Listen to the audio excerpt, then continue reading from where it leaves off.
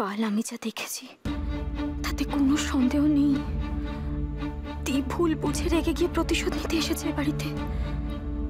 কিন্তু এখন যদি আমি সকলকে কথা বলে দিই তাহলে সবাই প্রচন্ড ঘাবড়ে যাবে।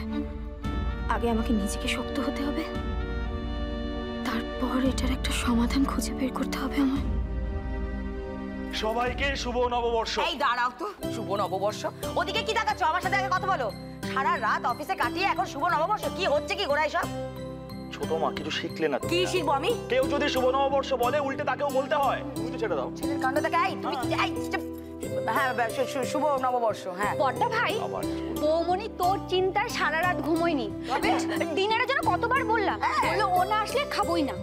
পুরো দিল হ্যাঁ কি কি কষ্ট। চুপ, বেশি বাড়াবাড়ি না, সবকিছু বাড়িয়ে বাড়িয়ে বলে। না না, আমি দিব্যি ঘুমিয়েছি।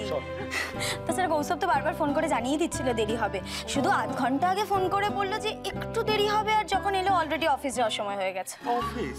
আজকে অফিস যাবো না। নো অফিস, অফিস যাবো না বলেই তো কাজ করে চলে আসার দুদিনের না। হ্যাঁ সরি ওয়েট করানোর জন্য। সরি বড়দা ভাই, এভাবে সরি বললে হবে না, কান ধর। আরে কি হচ্ছে? না না না না না, ঠিক আছে ঠিক আছে, আর মারপিট করতে হবে না।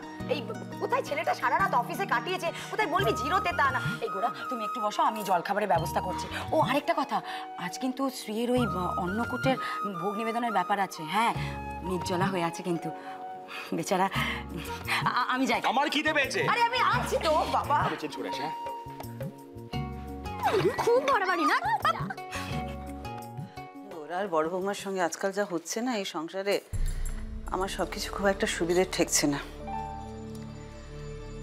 মা আর পিসিমণি বলছিলেন আজকে একটা শুভ দিন, বুঝলি ছোট, নতুন বছরের শুরু, তাই আজকের এই শুভ দিনে রাধা মাধবকে অন্নকূটের ভোগ নিবেদন করলে ভালো হয়।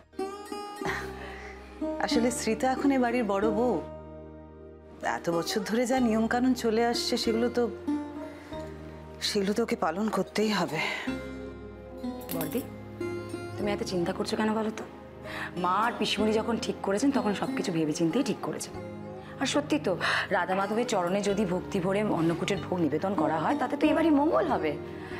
কিন্তু সেই ভোগ নিবেদনে যদি কোনো ভুল ত্রুটি হয়?